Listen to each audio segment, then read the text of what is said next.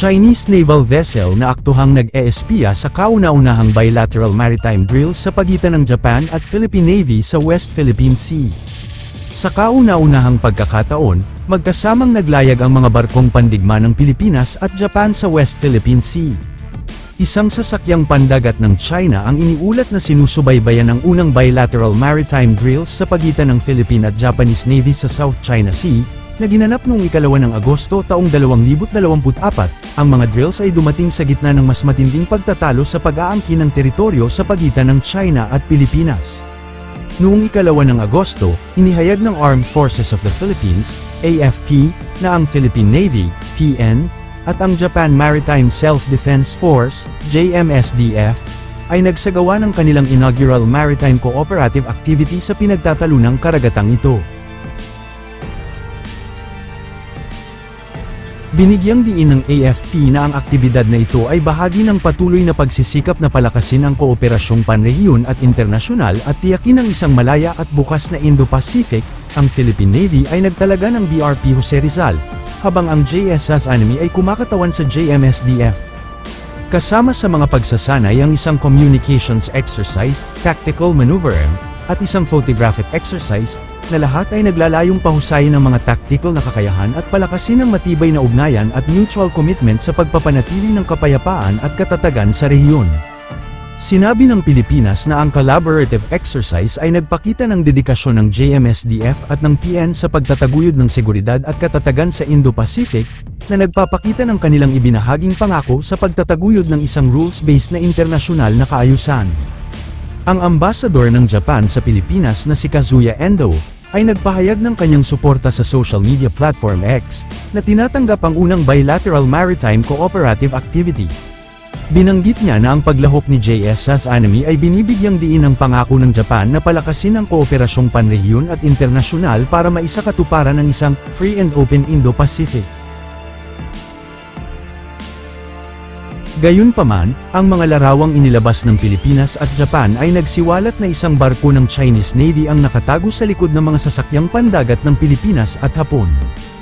Itinuro ng manunulat ng depensa na si Aaron Matthew Lariosa ang pagkakaroon ng isang shadowing vessel sa panahon ng ehersisyo, na nagmumungkahi na ito ay maaaring isang 056 class na corvette batay sa silhouette nito. Katulad nito, napansin ng dalubhasa sa pagtatanggol sa dagat na si Colin Coe ang posibilidad na ang hindi pa nakikilalang sasakyang pandagat ay isang Type 056 Jiangdao class na barko, na nagpapatibay sa mga hinala ng Chinese monitoring sa panahon ng bilateral maritime cooperative activity. Ang pinakahuling joint naval exercise sa pagitan ng Pilipinas at Japan sa South China Sea ay sinundan ng malapit sa isang bilateral maritime cooperative activity, MCA, sa pagitan ng Philippine Navy, PN, at United States Navy, USN, noong 31 ng Hulyo. Ang pinagsama-samang pagsisikap na ito ay pinagsama ang USS Mobile, LCS-26, at ang BRP Ramon Alcaraz, PS-16, sa Leslie Bank, isang maritime feature na matatagpuan sa loob ng Exclusive Economic Zone ng Manila, ngunit inaangkin ng Beijing sa ilalim ng malawak na 10 dash line nito. Ang Littoral Combat Ship at ang ex-Coast Guard Hamilton-class cutter ay nakikibahagi sa surface operations at communication exercises, na nagpatibay ng patrol formation, gaya ng naka-highlight sa isang video na inilabas ng Armed Forces of the Philippines, AFP. Ang joint patrol ay naglalayo na ipakita ang katatagan ng alyansa sa pagitan ng Pilipinas at Estados Unidos habang pinapahusay ang kanilang pinagsamang kakayahan sa mga operasyong pandagat upang suportahan ang kapayapaan at katatagan sa Indo-Pacific. Ang aktibidad na ito ay bahagi ng mas malawak na serye ng maritime cooperative exercises na sinimulan noong nakaraang taon bilang tugon sa tumataas na tensyon sa pagitan ng Pilipinas at China sa pinag-aagawang teritoryo sa South China Sea. Ang mga tensyon na ito ay partikular na nakatuon sa mga misyon ng muling pagbibigay sa isang marine outpost sa 2nd Thomas Shoal, noong 2022 at 2023, upang ipahayag ang suporta para sa Pilipinas. Binuo ang ideya para sa magkasanib na patrol na kinasasangkutan ng mga internasyonal na kasosyo sa South China Sea at Luzon Strait. Ayon sa USNI News, mula noong Nobyembre taong 2023, ang Pilipinas ay nagsasagawa ng 10 bilateral at multilateral maritime at aerial patrol kasama ang mga bansa tulad ng Canada, Australia, Japan, at US, ang inisyatiba na ito ay humantong din sa pagtaas ng pakikipagtulungan sa pagitan ng Tokyo at Manila. Noong ika-7 ng Abril, lumahok ang Japan sa isang grupong naglayag sa West Philippine Sea kasama ang Pilipinas, Estados Unidos, at Australia. Bukod pa rito, noong ika-8 ng Hulyo, nilagdaan ng Maynila at Tokyo ang Reciprocal Access Agreement, RA, na nagpapahintulot sa dalawang bansa na magtalaga ng mga puwersang militar at kagamitan sa mga teritoryo ng bawat isa para sa magkasanib na pagsasanay. Gayunpaman, ang magkasanib na ehersisyo sa pagitan ng PN at ng Japan Maritime Self-Defense Force, JMSDF,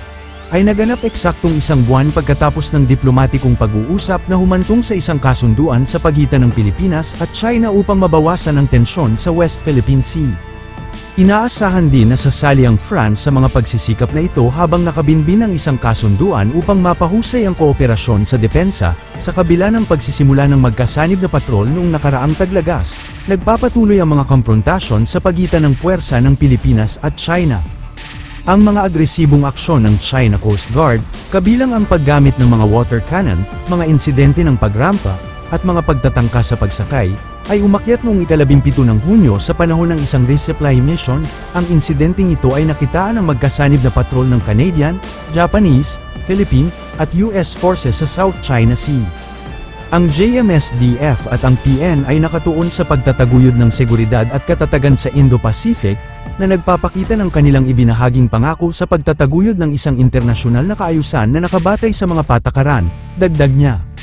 Ang joint sale kahapon ay ang pinakahuling mga katulad na aktibidad na isinagawa ng Philippine Navy kasama ang mga hukbong pandagat ng mga kaalyado tulad ng US, Australia at France na naglalayong ipakita ang kanilang pangako sa kalayaan sa paglalayag at panuntunan ng batas sa harap ng lumalaking agresibo ng China sa pag-aangkin sa South China Sea. Napansin ng AFP na sa joint sale kahapon, 2 sasakyang pandagat ng People's Liberation Army Navy, CLAN, ang namataan sa lugar. Sa partikular, sinabi ng militar na isang Jiangdao-class corvette at isang Jinkai-class frigate ang naobserbahang nakabuntot sa formation sa loob ng 4 nautical miles at 4.9 nautical miles, ayon sa pagkakabanggit. Hindi ito nakagambala sa MCAE, na matagumpay na kasama ang mga pagsasanay sa komunikasyon, tactical na pagmamaniobra at mga pagsasanay sa photographic, ang presensya ng mga sasakyang pandagat ng CLAN ay mahigpit na binantayan, at ang ehersisyo ay nagpatuloy ayon sa plano, na nakamit ang mga layunin nito sa pagpapabuti ng mga tactical na kakayahan at pagpapalakas ng kooperasyon sa pagitan ng JMSDF at Philippine Navy, sabi ng Navy.